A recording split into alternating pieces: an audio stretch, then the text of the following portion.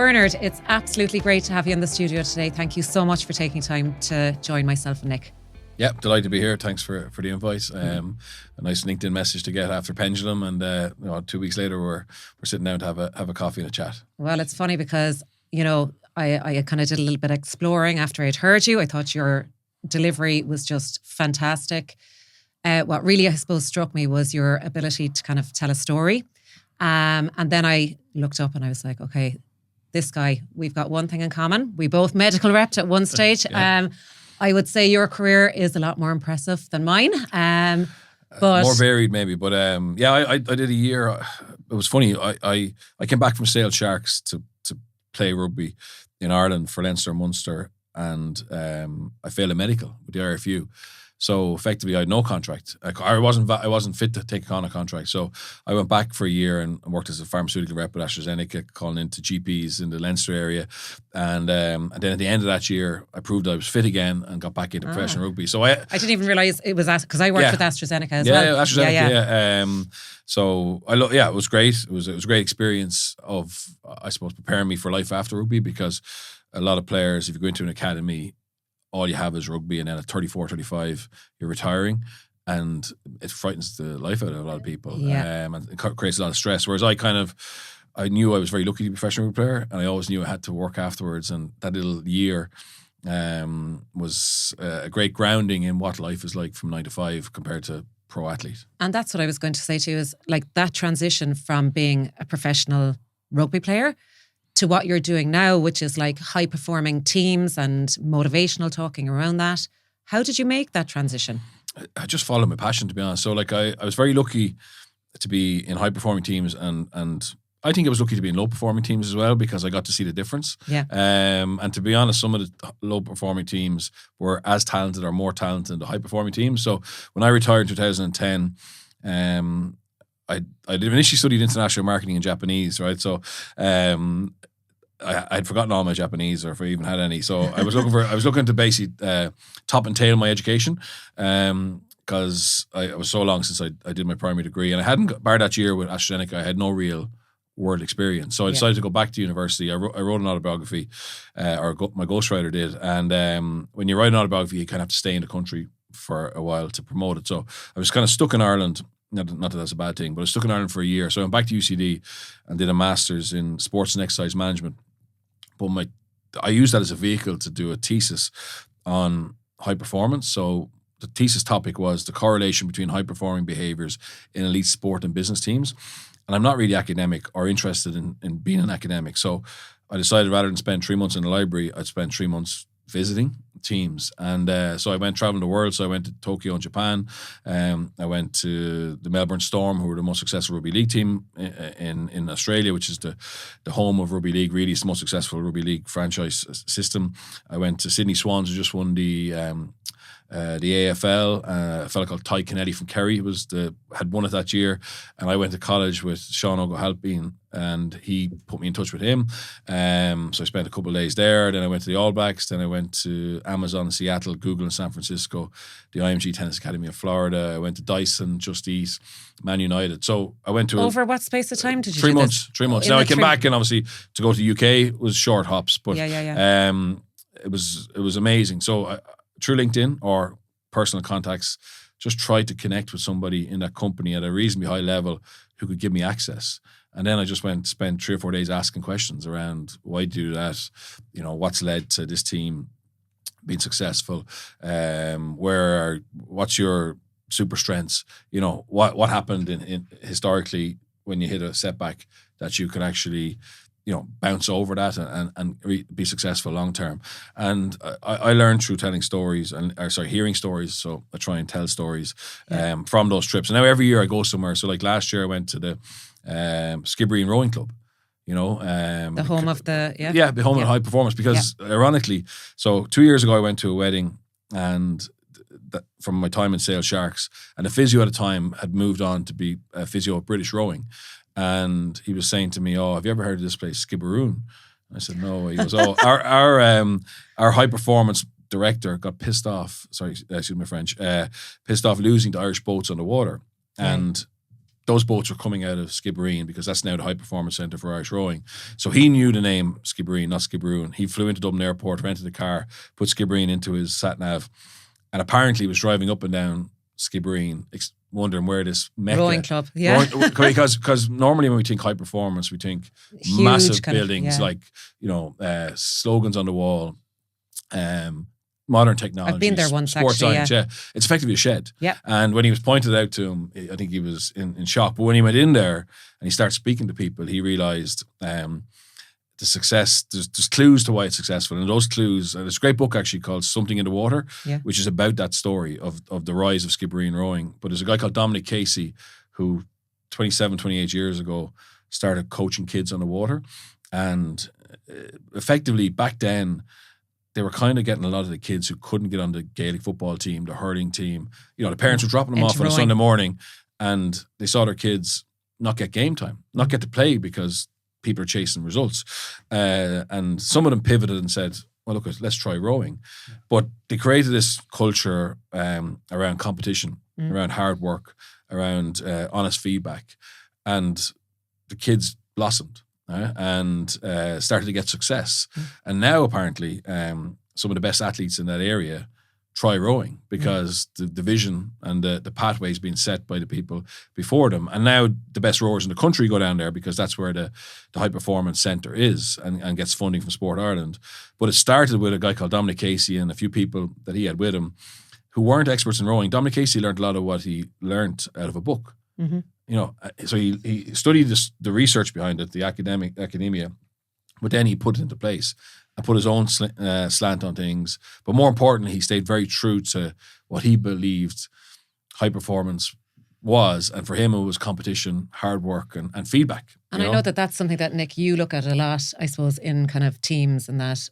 And I know that's something that you want to talk to Bernard about. Yeah, so I mean, as business owners ourselves, Bernard, and I listened to some of the talks you've given, and you mentioned about obviously Manchester United. I'm a big soccer fan. Okay. I'm an Arsenal fan for my own sins, but I grew up near Highbury. And you mentioned about this kind of talk he gives once a season, like first day of pre-season, around like what keeps them humble, and about this story about having their names on the plaque years after, and so on. We have a lot of business owners on our books, and obviously a lot of people listen to this podcast, would be in that sort of smaller business kind of mentality. And interestingly, trying to take from, I find it fascinating the story you said about the thesis and having been to some of these really successful companies. You mentioned about the individuals, from the chief bottle washer up to the CEO, how they all have this like really important part. I think you mentioned Red Bull and, how it became kind of part of culture. Is there any particular, I suppose, not even equality, but are there any themes that you can see that kind of translate across not just those big companies, but even for individual businesses like our own? Like we're a 10 to 20 person business where we are looking to scale. We're looking to try and implement good values. I think you mentioned that before about value and culture, which can also be challenging because, you're dealing with not even just employees, it's almost like a kind of a family type culture. We're based in primarily Cork. We have some remote staff, and it's great in one respect. Hitting target, achieving, and we're punching way above our weight to what could be achievable. You mentioned about Skibbereen, and they've obviously vastly outperformed based on their resources, and it almost emanated from maybe one individual. And I'm just interested to sort of hear a bit more from you about, is there anything that people can take away, listen to this, that they can implement in their own businesses or indeed their own lives, Yeah, I think small business have a big advantage that it's much easier create that family mindset, and family is massively important to us as humans. And what makes families? Well, obviously, families can fight. Families can maybe challenge each other, and there may be arguments, but when push comes to shove, they generally come back together to meet a challenge head on.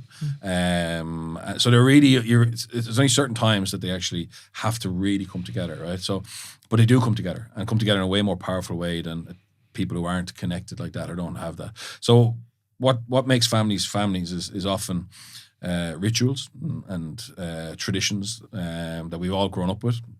And that we connect to that. We connect to that more than we do to, like, I would work with multinationals and small businesses, and a lot of multinational teams would say to me, well, we don't really necessarily agree with what the global culture of this company is. It's words to us. It's not actually how we are as a team. And that we find it hard, or we find it demotivating to be told this is what we are as a 25,000 strong team, because that's not family. Families aren't 25,000. So what you got to try and do is, for those bigger companies, you got to make subcultures in each team and allow them to have the freedom. As long as it's not contradictory to the main team, I think it's not a problem with that. But I think that gets the best of people. And then likewise in your small businesses is, as the leader or as the entrepreneur, you constantly have to keep selling the vision. I think the best leaders I've seen are either very good salespeople, are very good public speakers. Now, in public speaking, you don't have to get up in front of 4,000 people, but you need at the right time to be able to sell your vision through your words and through your actions after that. And don't always assume that everybody really understands the way you're going to go, okay, and the opportunities by succeeding in that for everybody, not just for you, but for the overall team. And rituals around that could be then like an award system, but making it personal, or making it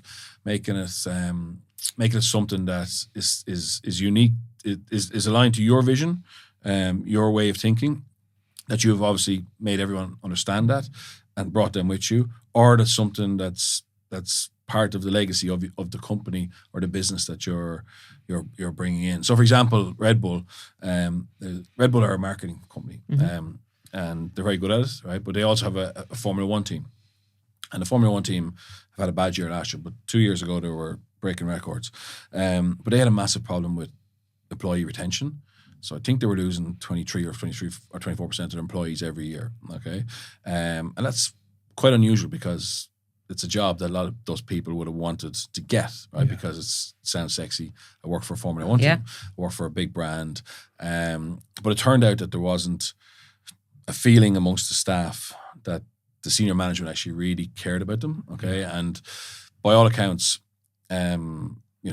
senior management of the various different departments were feeding that information up, and the response they were getting, not in these words, but the response we were getting was, get someone better. We're Red Bull. We can hire the best. Whoever we want. We have the budget. Just get someone better. And they were able to get people with better CVs, potentially.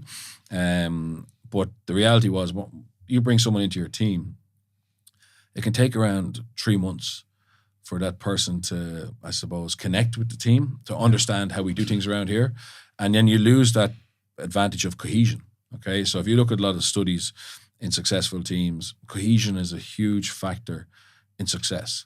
The more time you spend together as a group, the better you know each other, the better you understand how we all operate and then we just perform better, right? So if you're constantly what's the whole kind of thing on remote working then? Yes. Because obviously I suppose things have changed since COVID, and remote working has become a lot more kind of common. Yeah. And it was a topic actually that was discussed at the Pendulum last week, and different companies I suppose are doing different things. What is your thought on kind of team cohesion, and what's a good balance look like in your eyes? Yeah, I think virtual working isn't an excuse not to chase team cohesion. Yeah. It's not an excuse not to chase team unity. It's not an excuse not to change performance, or not to chase performance. You just got to accept that it's a little bit different now. But like, I've been in teams we lived together 24/7 and we weren't cohesive. Yeah. And that's the thing. We forget that the problems we have now were there before virtual working. But sometimes we go, what can we do? Like I was lucky enough to do some work with Airbnb during COVID. Right? So Airbnb, success. What a story. Amazing. People loved working for them because the offices were cool. The kickoffs were in somewhere exotic. The share options, the vouchers, like everything was cool. Great restaurant, all that stuff. Like it was one of these tech offices, and suddenly people were laid off. Suddenly people had to reapply for their job. Suddenly they amalgamated teams because they had to survive, right? Because those first couple of months of COVID, no one knew where the industry was going, particularly that industry, like holidays. And I was doing some work with them, and there was a lot of employee dissatisfaction. There was a lot of lack of trust in the leadership, lack of trust in the future of that company, and also teams were being mashed into two teams were being amalgamated together, all spread across the world. And the big thing was, but we can't connect. Can't connect because in the old days they would have all got together in London or Paris and had 2 or 3 days. Sure, yeah. You know, and some strategy work would have been done, but they also would have had meals together, drinks together, whatever. So, and we couldn't do that in COVID, but I still needed to find a way to connect, because if you're a high performer, you need to adapt to the challenge that's in front of you. So we did some stuff with them around, you know, not every meeting being a meeting about the business. We used to do things like, I mean, I was working for Boehringer, which actually, you know, you talk about family. It's the largest family-owned pharmaceutical company in the world. Okay. So they really tried to maintain that whole, I suppose, idea of family, even in the subcultural, you know, the sub-teams.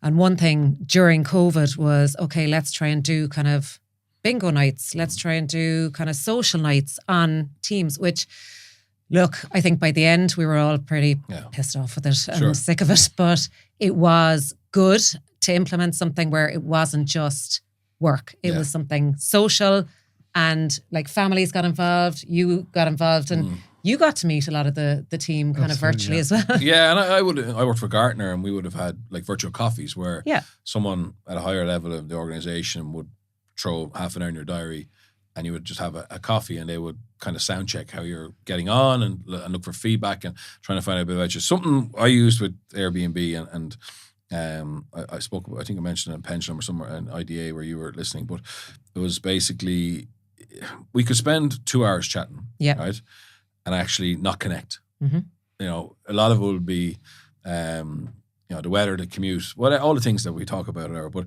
if you actually want to connect, you kind of sometimes need either need to be very good at connecting as an individual, right, or use a process. And I hate using a process because, you know, you talked about the compulsory fun. I hate, right? I hate. So the bingo nights and all that stuff, it can sometimes be really good, but sometimes it can feel a little bit laborious, right? And you feel like a school kid. But at least there's an effort there to try and bring the team together. But what I've used in the past, and I learned it from Pat Lam, who won a Pro 14 with Connacht in 2016, and it was quite a brave step by him, because effectively rugby players and rugby squads tend to have a lot of time together. You play away every second weekend. You're on planes, trains. You're staying in hotels. You have a lot of downtime, particularly at the end of the week, because you can't train as much because you got to be fresh for the game. So no one would ever usually think that sports teams don't actually understand each other really well, but he felt that they didn't, right? So he brought in the technique, and he calls it the 3 H's, which is basically at the start of the year, he said to the players, look, by next Friday, every one of you have to have a 3-page PowerPoint given to the video analyst, who basically always controls the computer at presentations. And on that, you have to have a page on your hero, your highlight, and your hardship. Okay. And what we're going to do, what detail are you going into on this? As much or as little as you want. It had to be 3 pages. It had to be 3 pages. Minimum 3, maximum, no maximum. And are you presenting this to the rest of the team? Yeah, but the thing was, everyone was like, oh, Jesus, I don't want to do this. Yeah. Right, whatever. But everyone had to have it in by the Friday. Okay. And then he said, look, every time we meet, we're going to accelerate at the start, okay, because we want to get into it, which is in pre-season when there's no games, some more meetings. What we're going to do is a Wheel of Fortune. So I'll put everybody involved in our senior squad. So I think it's about 50 odd, including coaches, physios, S&C, etc. They're all going to be on a Wheel of Fortune, which is online. You put everyone's name in, and then at a certain time in a meeting, we'll say we're taking a break for a second. So it was called "Who Am I? Who Are We?" So if you care about who we are, right, you need to care about who I am. Yeah. Okay. So we're going to take 5-10 minutes to actually let you go up and tell us about your hero, your highlight, and your hardship. And bar the fact that you have to have 3 pages. And the reason I asked him why did he say 3 pages, he basically just wanted them to sit down and actually commit to it, rather than just say, no, we're going to go off the cuff, jump up there. Because if you jump up there, you can do it, but you're unlikely to really think about it. Yeah. So anyway, and basically there's a bit of jeopardy as well when that wheel is spinning. Your heart is something, right? You're like, and then when don't call me. Yeah, and when you're off it, you're relieved, and then Yeah. you listen, right? You're So like, yeah. it just changes the dynamic of a meeting. Okay. Totally. So it happened, and apparently the first 4 or 5 were kind of just safe. Yeah. Right. Tick the box. Yeah. Whatever. Right. And then Bundy Aki, who obviously is playing for Ireland and still playing for Connacht and the British and Irish line, his was very open. Okay. All right, and transparent and vulnerable. Right, Yeah.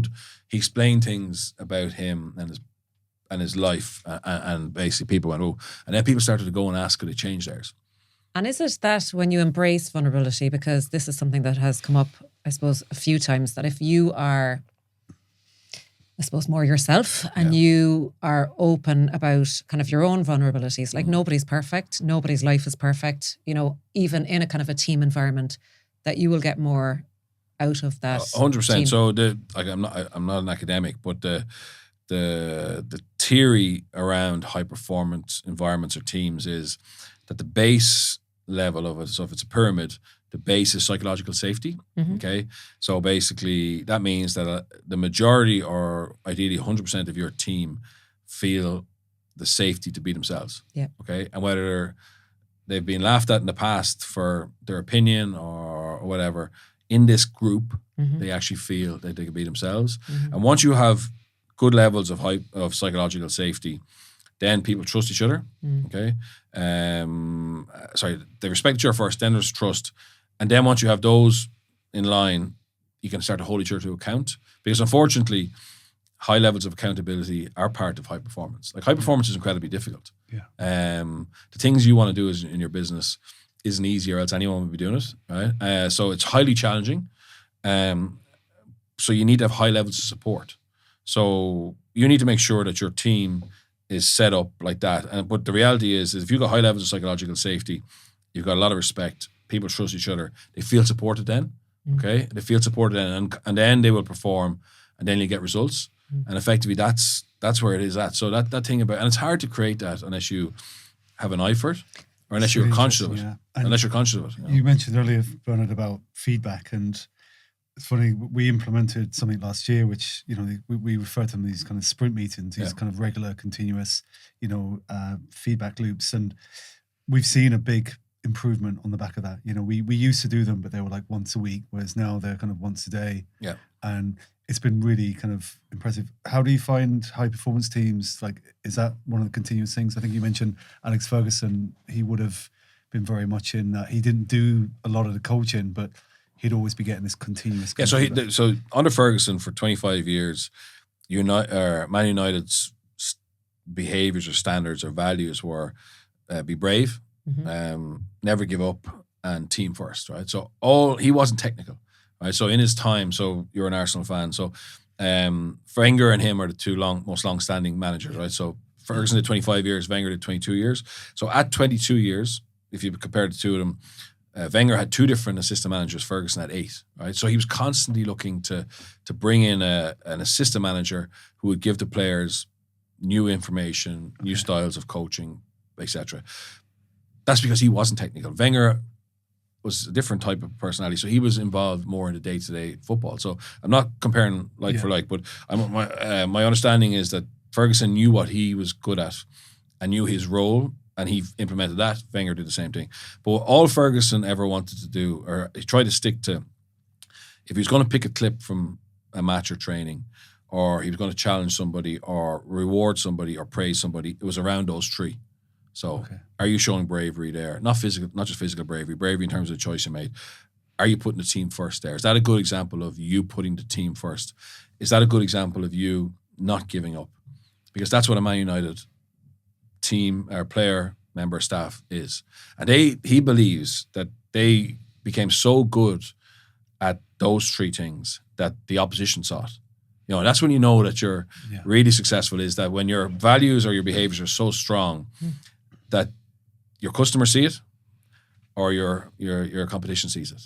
And then you start winning battles that you never would have dreamed of winning, because you win it because of your reputation. Whereas sometimes if you're in a startup, you got to prove that you are able to deliver. You got to prove that you are cost effective. You got to prove that you can step up when a challenge comes on, that you can adapt to your client's needs. But when you have that reputation for that, effectively you get the next bit of business because of what you've already built. Yeah. But it starts with actually identifying, well, what as a company or as a team or a family do you want to be? And that's where the leaders have to. And have you found, Bernard, the transgression from the sporting world to the business world? I mean, obviously, I know it's a bit of a cliche, but there's probably quite a few similarities in terms of like high performance. I know you mentioned, it was interesting to hear you say this, that you've played for and in some very, very talented teams, but not necessarily high performing.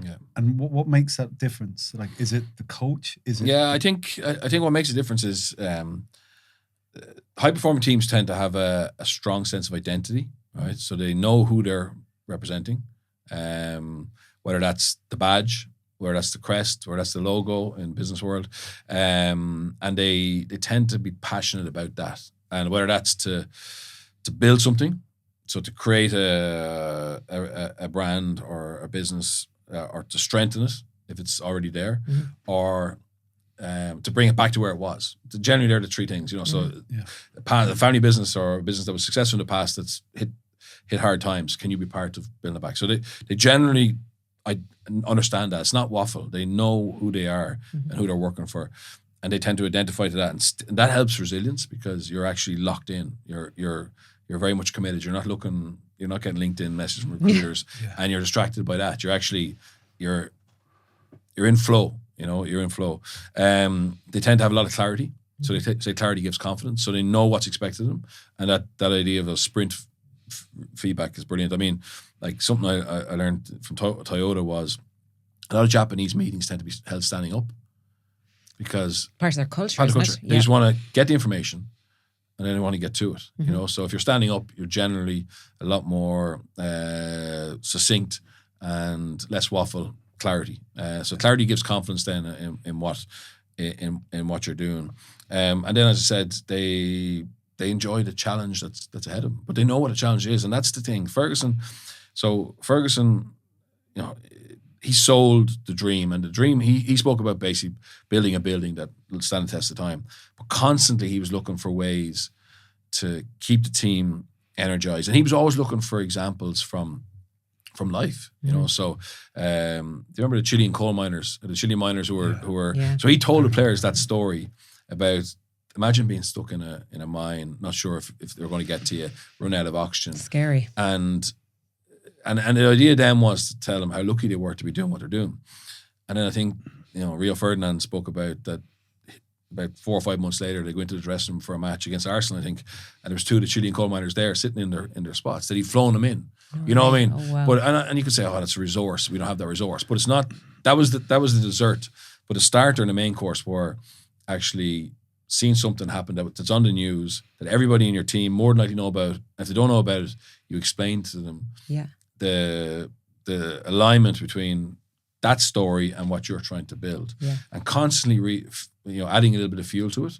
And that's the key. I mean, given a kickoff, like I'm lucky I work at some sales kickoffs, which are generally this month or next month, and it's not about the Napoleon speech.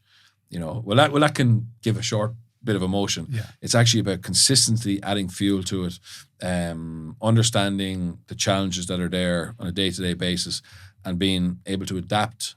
You know, without, I would say most high-performing teams I've seen, they tend to go northeast, northwest, but they don't go north, then south, then east, then west. Yeah. You know, once they've agreed upon the way forward, you know, they're not turning the boat around completely. They're changing course slightly to take into account what's happening in the market, what's happening in your team, but you're still going north. And that's really important, I think, for clarity and consistency. Because I think if, as a leader, unless things have really gone bad, you pivoting all the time doesn't create clarity or doesn't create confidence. And that's what you have to do as a leader. You have to be quite consistent in what you see as the way forward.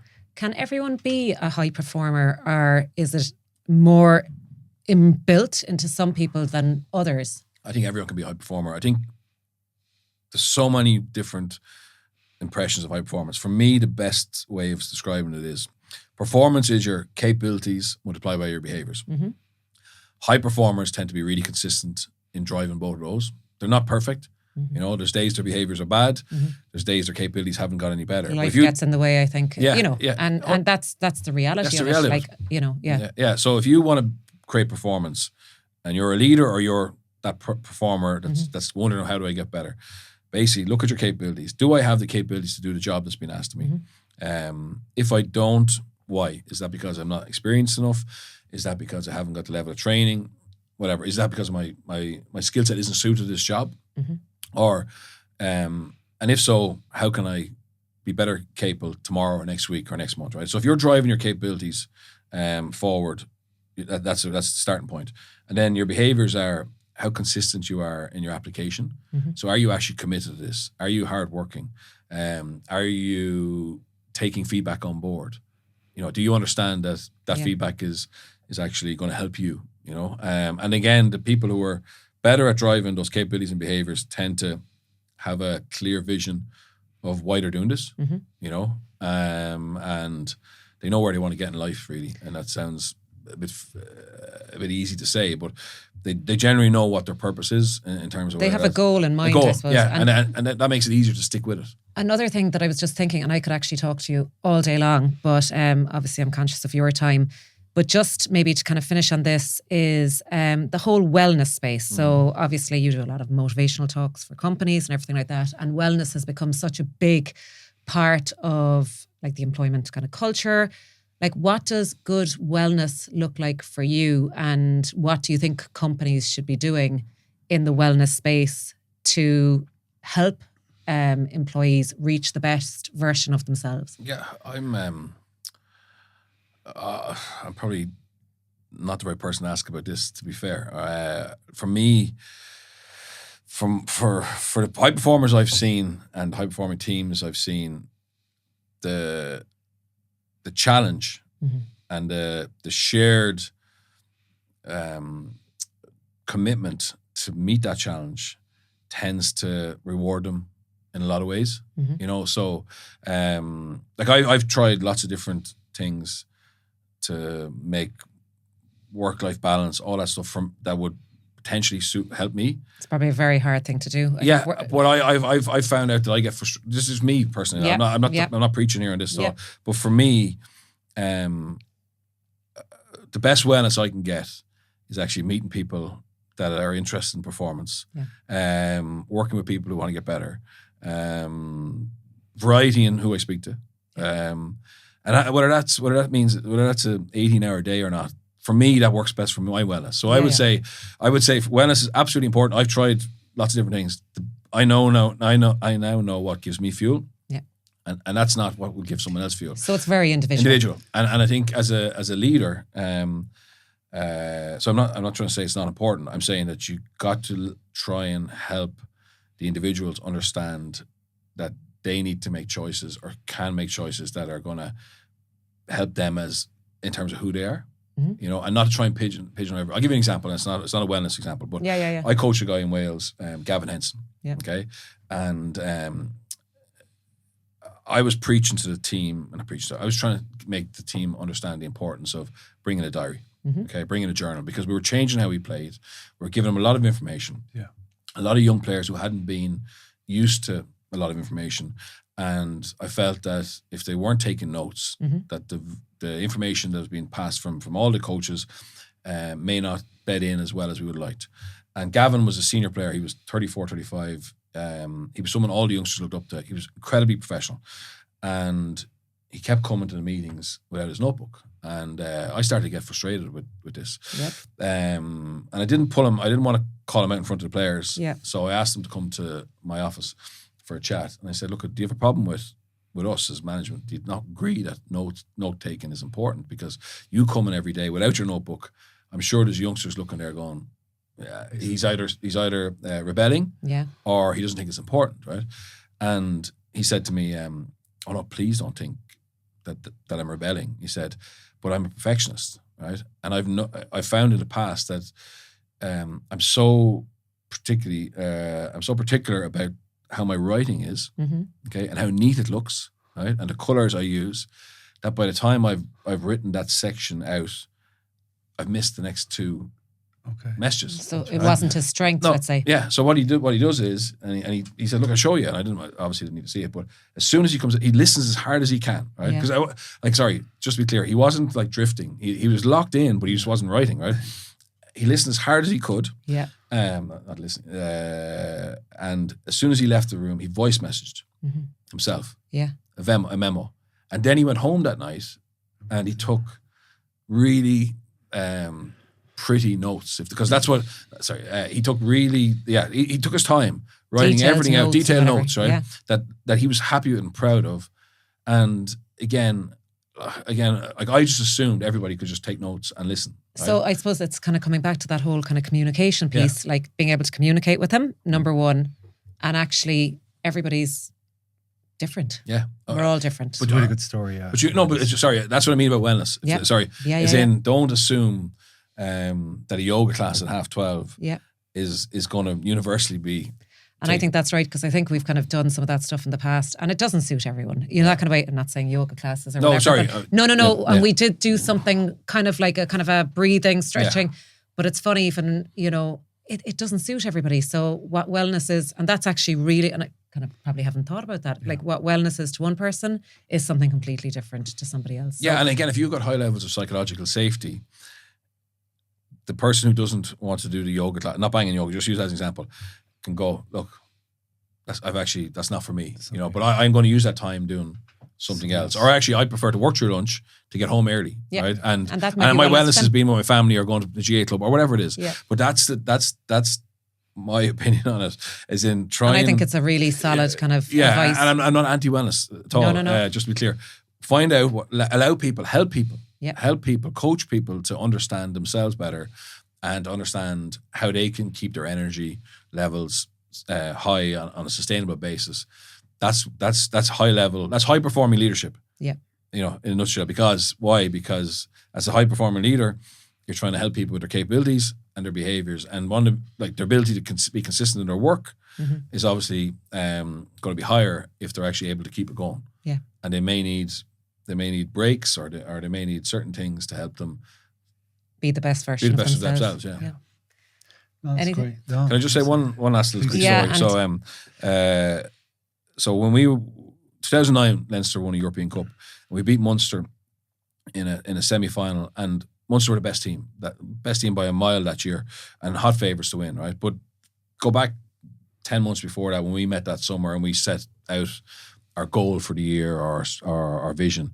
Our vision wasn't to beat Munster in Croke Park, because we had no idea that was going to happen, right? Our vision was to be the first Leinster team to win a European Cup, right? Mm-hmm. So, but when we beat Munster in Croke Park, we went from within an hour before the game to being laughed at and no good, to an hour after the game being world beaters, right? And neither of them were true, okay? But that was the perception out there. So for us to achieve our goal, we had to go to Murrayfield 3 weeks later and beat Leicester, right? Which was not a given. They were a good side as well.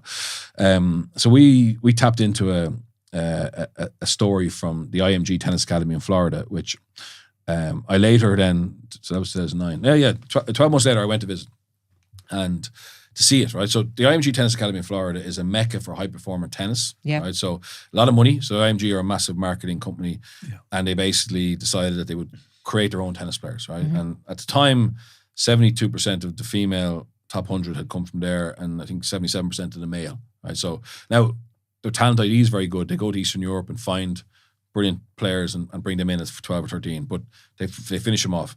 But because it's the IMG Tennis Academy and Florida, the weather's not bad, they basically kept building and building and building, right? So instead of just being tennis, it then became a place where NFL, NBA, soccer teams would go and do camps, right? Because they had pitches, they had gyms, they had S&C, they had recovery rooms, all that stuff, and then they had accommodation. And also business teams used to go in. So look, let's go down to Florida for 3 days and actually kind of set out what we're going to do this year, right? Military teams went in to do high-performing leadership sessions. So they had this little test, and effectively they'd get an NBA team in a room and they'd say, right, your mission tonight is to go out the door there, go out a kilometre down the pathway, and there's a white fence. Touch the white fence and come back. Right? That's your mission. Seems easy enough. Touch the white fence, right? But just as you go along the creek there in some wooded area, be careful. There's wild boar that come in this time of year to drink from the water, and they've been known to bite people, right? And they have videos all the way along, and you can see people jump up. Not a big deal to go 2K, touch a white fence, 1K there, 1K back. It's not a big deal. But when they get to the wooded area, they hear wild boar, and a lot of them turn around and come back, right? So they failed in their mission, right? But then they have videos of military teams doing it, and when they hear the noise, they crouch down, they look into the woods, and they see tape recorders, right? And speakers. Okay. So it's all set up. It's all set up, right? And then they go, right, we're not afraid of that. They touch the white fence. So effectively for us in that 3-week period, we had to be able to identify what were genuine challenges that we had to be worried about, or what were wild boar, right? Mm-hmm. So wild boar was like reading your own press, tickets, nutrition, all the different things, not enough sleep, getting distracted, right? Staying on task, right? So we, instead of talking about winning the European Cup, we talked about touching the white fence. Okay. And in business and your teams, I guarantee you the difference between you being successful and not successful is being able to identify wild boars and ignore them. Yeah. Okay. It's not listening to what's happening in the market, not being adaptable, not dealing with issues, but which issues are really, really because there's so much noise out there now that you need to be able to kind of see what the focus is. Yeah, really. So touch the white fence. Like the successful teams touch the white fence, and it's January, so everyone's setting their targets. If you agree that those targets are realistic and achievable during the year, then how good you are as a team of ignoring or dealing with the distractions that aren't really relevant to you hitting your number would have a massive role in or factor in actually succeeding there, you know. And that's high performers are good at actually, like they say, oh, he's so focused. That's all he thinks about is golf or tennis or in medicine. The best surgeons, they're absolutely consumed with their craft, and they're passionate about it, but they're also really good at actually not letting other stuff affect them. You know, they're actually able to prioritize what's important. And we kind of say it's a personality. Oh, they were born with that. But a lot of them are just trained. They train themselves. Yeah. You know, they're so focused on actually the real important thing that they're able to prioritize that and get rid of a lot of the white noise. That's a really good story. Thank you so much for coming here today. I could sit here all day and pick your brains on all the different things. But it's been really insightful, and we really appreciate your time today. Thanks, Bernard. Thanks for the opportunity, and best of luck with everything. Thanks. Thank you.